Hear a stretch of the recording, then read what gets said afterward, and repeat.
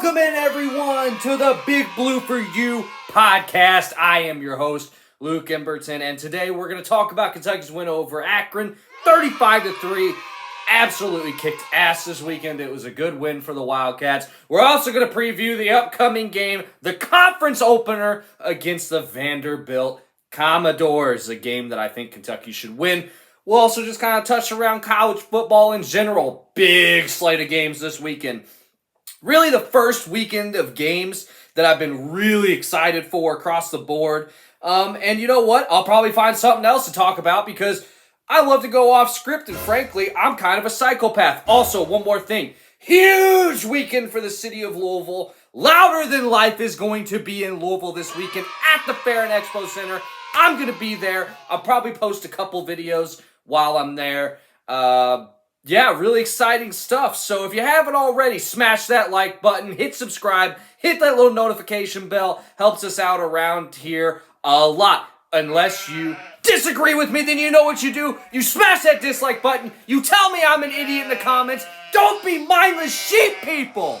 And without further ado, let's hop right into it. All right, so as I just previously stated, Kentucky was able to knock off the Akron ZIPS 35-3. And really, the storyline of the game for me was the defense, Devin Leary, and Rumblin' Ray Davis, baby. Rumblin' Ray Davis, as we're going to call him. Number one in your program and number one in your heart, Rumblin' Ray Davis, the Kentucky Wildcat running back. Those two were excellent in the last game. Devin Leary was 16 of 26 for, I believe, 315 yards, 3 tutties, 1 pick. That interception was not his fault. Dane Key ran the wrong route.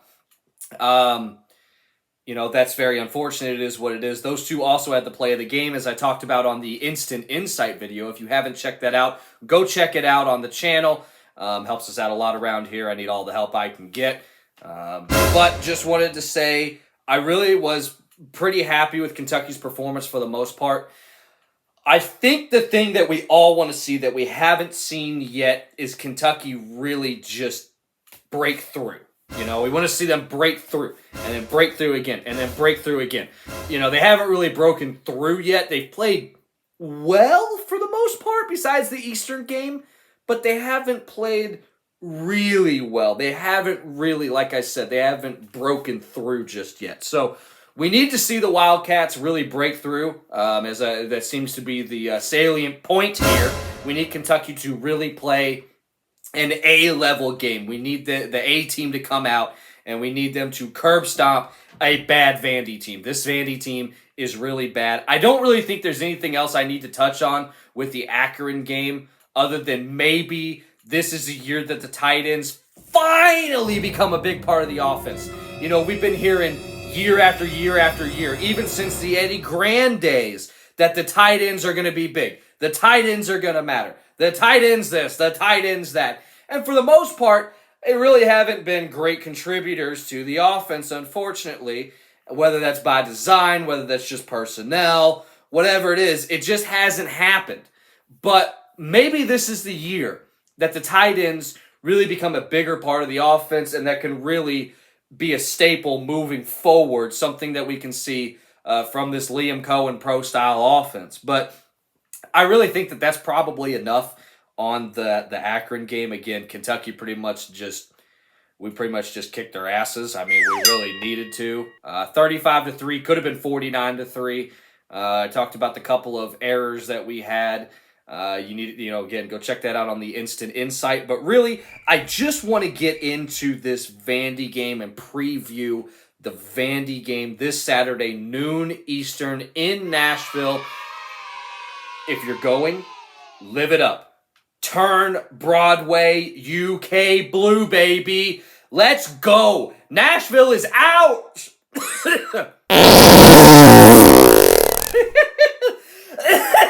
That was hilarious. Give me just a second here. Oh, man. Ooh. Where was I? Forgive me. All right, back to what I was saying. Turn Nashville blue. This is our house. Really, nobody in Nashville cares about Vanderbilt. They're the nerd school in the SEC. But I can't dog and, really kick Vandy while they're down right now because they beat us last year. They beat us last year in Lexington. Yikes. We can't have a repeat of last year. If there's any game on the schedule that Kentucky must win in conference every single year, it has to be the Vandy game. There's just no excuse to lose to the Vanderbilt Commodores. There's really not. They're terrible. Let me just say, Vandy is so bad. Let me get really close to the camera here, okay? Check this out. Vandy is so bad that they lost to the UNLV Running Rebels in football.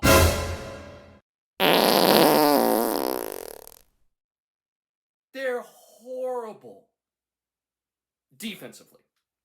They actually have a decent quarterback in A.J. Swan, and they have a really good receiver in Will Shepherd, who's from Louisiana. So let's give credit where credit's due to our opponent. They also have a running back, I believe.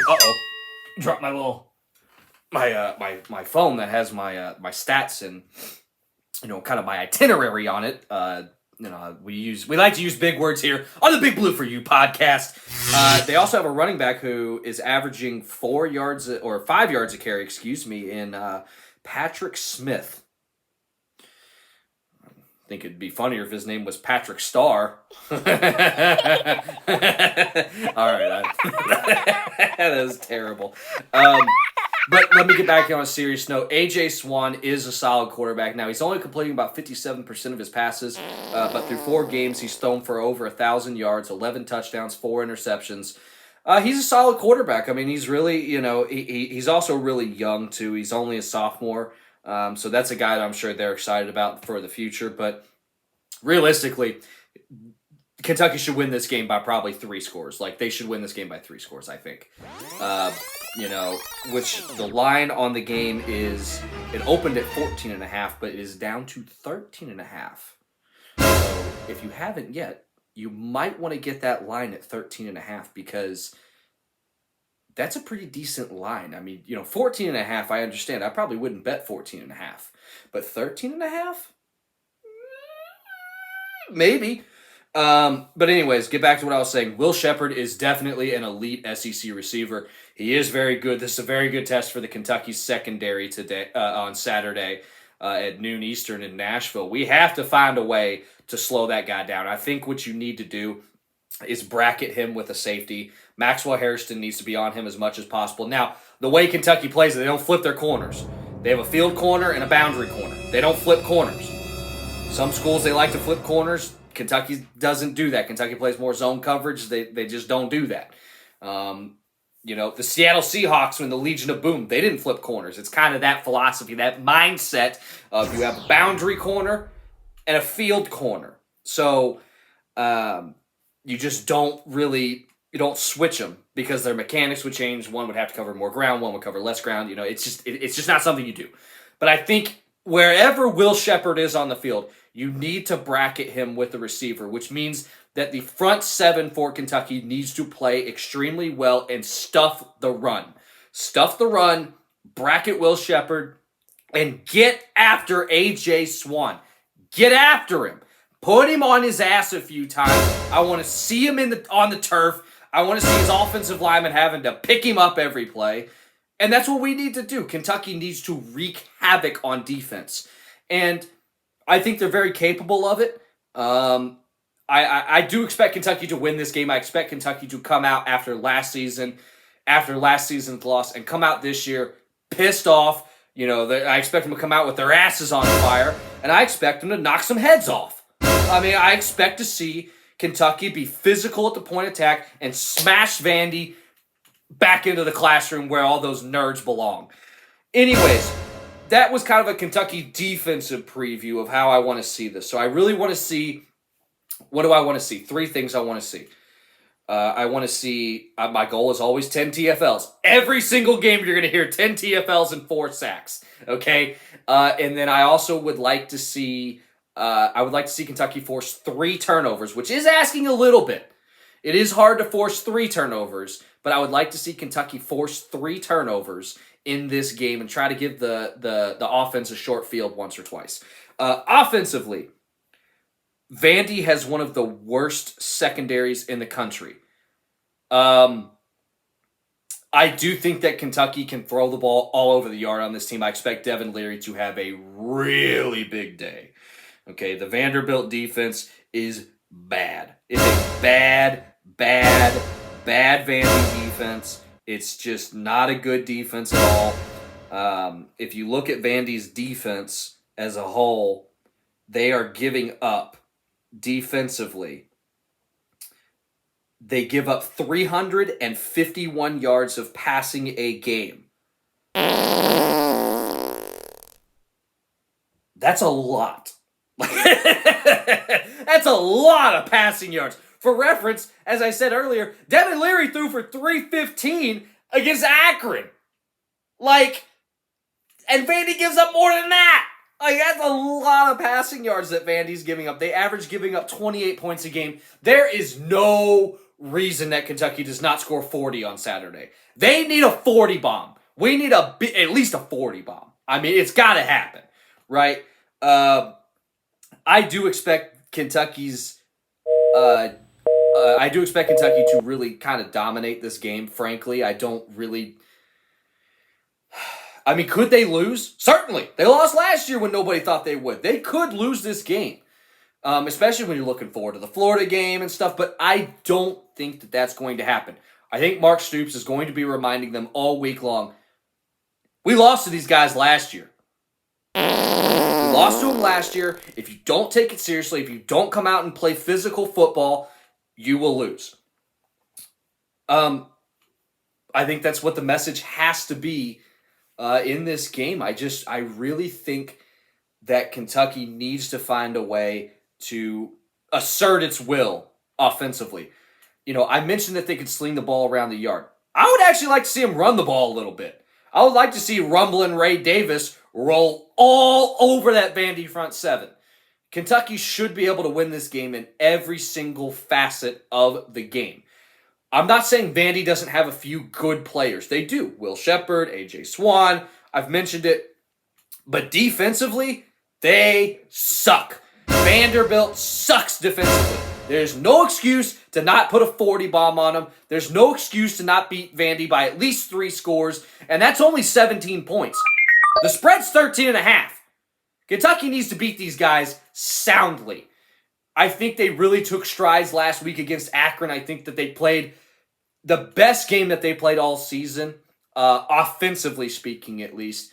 I really think they need to take a step further this weekend against Vandy, and I think that they got to find a way to beat the hell out of them. Just beat them up. Beat them up, run the ball, play action pass, take your shots down the field. I would like to see a really long touchdown in this game, of 40-plus yards. I would say would be a long passing touchdown. It doesn't necessarily have to be a touchdown. I'd like to see a long passing play in general. So what do I want to see from the offense? Well, I want to see 40 points. That's number 1. Number 2, I want to see less than 1 turnover. Well, less than 1 would be 0, right? I don't want to see any turnovers. I want to see a clean game. I want to see Kentucky throw for 300 yards and rush for 150. That's what I want to see. Those are the 4 things that I want to see from this Kentucky team. Score 40 points, no turnovers, play a clean game, 300 yards passing, 150 yards rushing. That is a big offensive day if you do that. And against this Vanderbilt defense, realistically, that should happen. Special teams wise, no mistakes. Just no mistakes on special teams. No bad snaps, no block punts, no kicking the ball out of bounds, no missed field goals, none of that bull crap. Just play well on special teams, be fundamentally sound, and just be physical. Be the best version of yourself on Saturday at noon Eastern, 11 Central Time. Kentucky taking on Vandy. I really expect Kentucky to beat this team. I am going to give a score prediction. Woo! A score prediction! Score prediction for this game. I am going to go 45-14 Kentucky. I really feel like I should have said 45-13.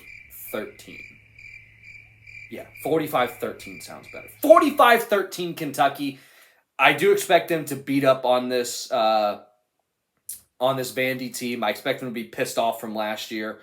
But they could lose. And I think it's important. I can't overstate the fact that they could lose this game. This is a little bit of a trap game. Like I said, looking ahead to Florida, I mean, it's Vandy. Like, you're playing in a high school stadium that's under construction. And, it's a noon kickoff.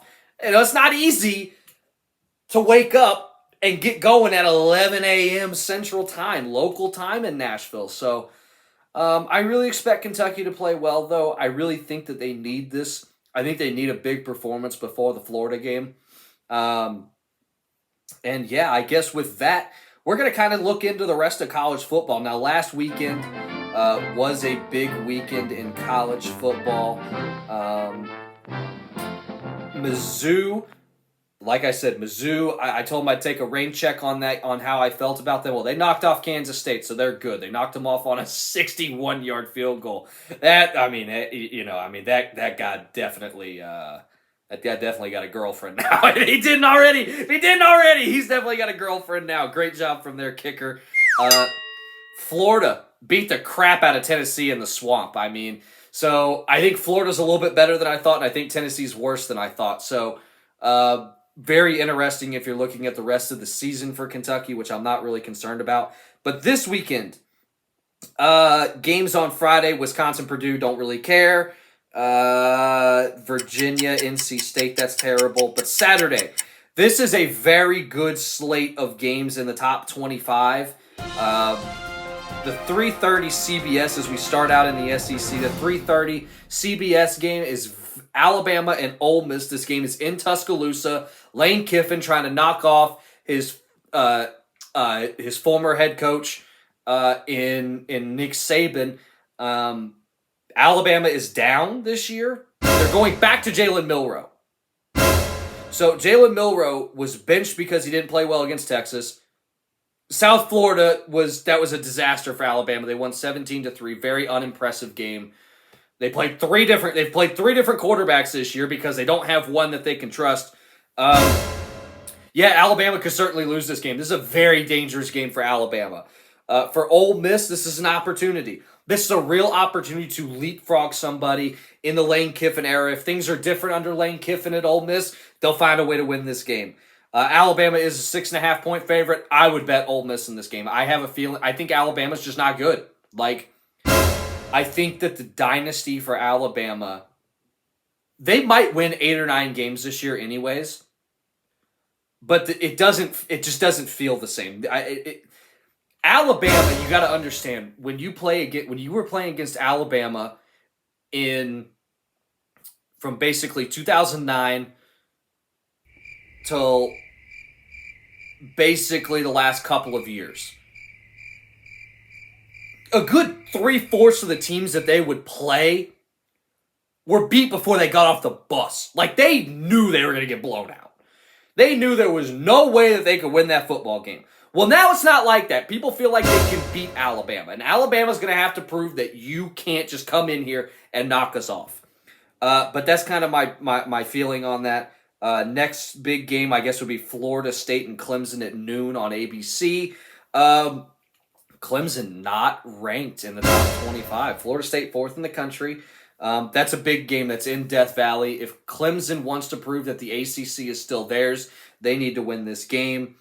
What other big games do we have? UCLA and Utah, top 25 matchup. It's going to be at Utah. I don't know where Utah College is. I think it's in Salt Lake City. I could be wrong. I don't know that. Also out on the West Coast, Colorado is going to Eugene, Oregon. The Fighting Deion Sanders Buffaloes are headed to Eugene, Oregon. And, Colorado, quick turnaround after playing the game of the weekend against Colorado State. Double overtime win in a game that Colorado State should have won, and they could not get out of their own way. just for those of you that didn't stay up till 2:30 in the morning Eastern time like I did to watch, let me give you a quick recap. Fourth quarter, 2 minutes and 20 seconds left. It's like 4th and 2. Colorado State punched the ball. It lands at the 2-yard line. For Colorado, they got to go 98 yards, score a touchdown to get the game to overtime. Why Colorado State didn't go for the 2 yards there and go for it on 4th down to try to win the game, I don't know.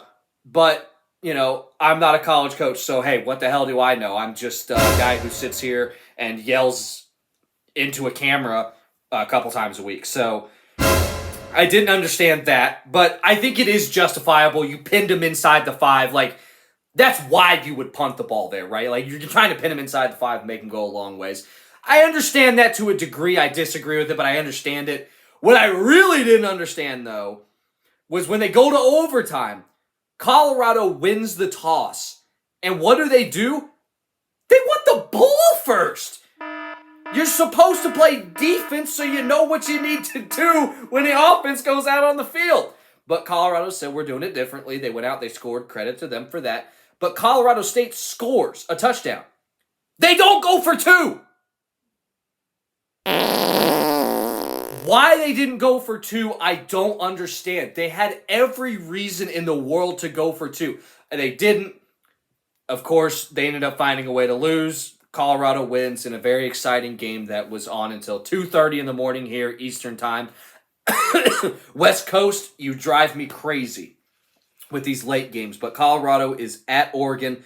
Oregon, a 21-point favorite in this game. Ooh. Yikes. I wouldn't bet that game. I wouldn't bet that game with a loaded gun pointed to my head. Not a game that I would want to touch. LSU and Arkansas play. That's another pretty big game in the SEC. 2 top 20. Man, all the good games are out on the West Coast, apparently. Oregon State and Washington State. The only 2 schools left in the Pac-12 after this season. I feel so bad for them. They're in such obscure locations. They have diehard fan bases. I feel bad for those 2 schools. This game is at Washington State in Pullman, Washington. That should be another exciting game. Also on CBS, Iowa at Penn State. I would rather watch paint dry.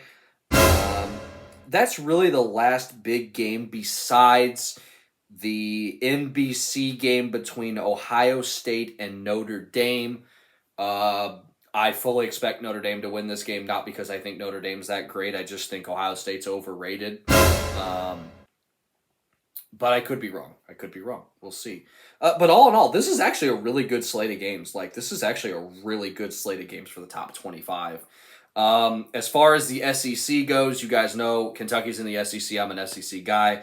I'm not really going to talk about too many other conferences outside of that. Auburn at Texas A&M, that's a big game.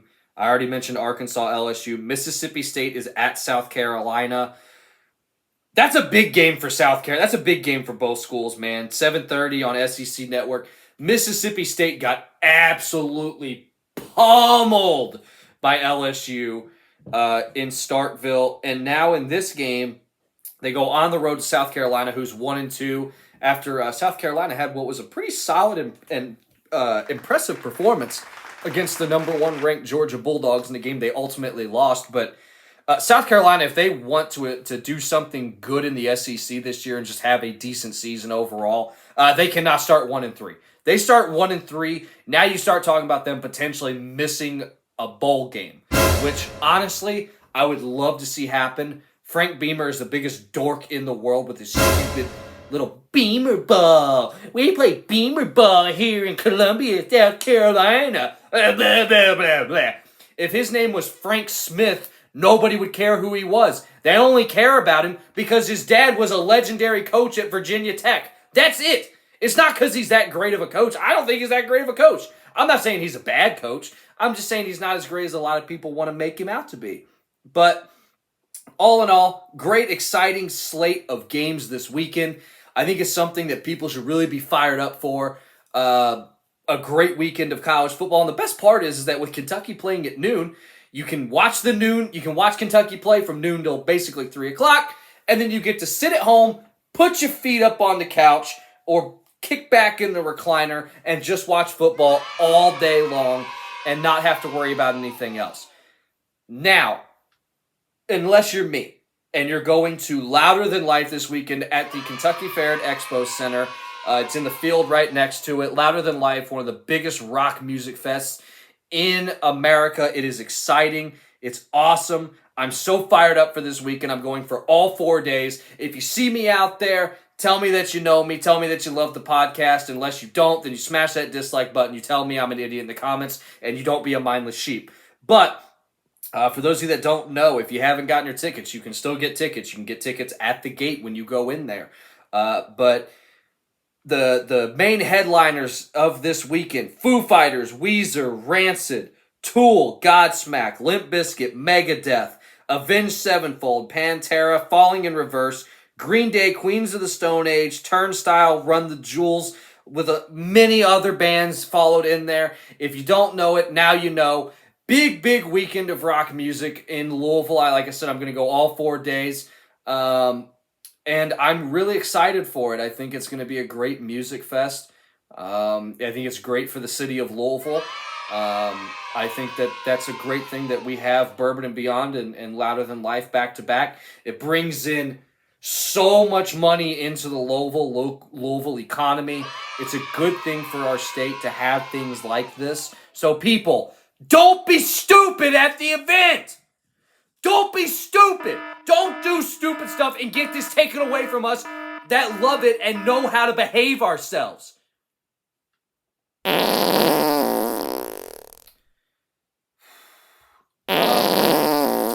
Yeah. I guess we'll touch on one more thing, too. You guys know I'm a big mixed martial arts fan. So in the UFC, Alexa Grasso retained her belt over Valentina Shevchenko in the rematch in what was a very piss-poor decision by the judges. I mean, it just didn't make any sense. Valentina won that fight. It should have been 48-47, I felt like, in favor of Valentina Shevchenko. But you know what? I am not a UFC judge. Well, I mean, it's not, the UFC isn't the one that hires the judges. It's the athletic commissions that hire the judges. But, yeah, bad decision in that fight. I think there's going to have to be a trilogy. I mean, I really don't know what to say. There's going to have to be a trilogy fight between those two. And I do look forward to that. It was an entertaining fight, that's for sure. But Valentina made a mistake in the 5th round, and if she didn't make that mistake, she probably ends up winning anyways. But I think she got the wrong end of what was probably a bad decision. But at the same time, if you knock her out or submit her, you don't have to worry about the judge's stupid scorecards. Don't let it go to a decision. You hear Dana White say that all the time. Don't let it go to a decision. But I think that's going to wrap it up for this edition of the Big Blue For You podcast. If you haven't already, hit that like button, smash the subscribe button, hit that notification bell, comment down below that you love the podcast, whatever. Unless you don't, then you know what you do. You smash that dislike button, you tell me I'm an idiot in the comments, and you don't be mindless sheep, people. I'm out of here. Peace.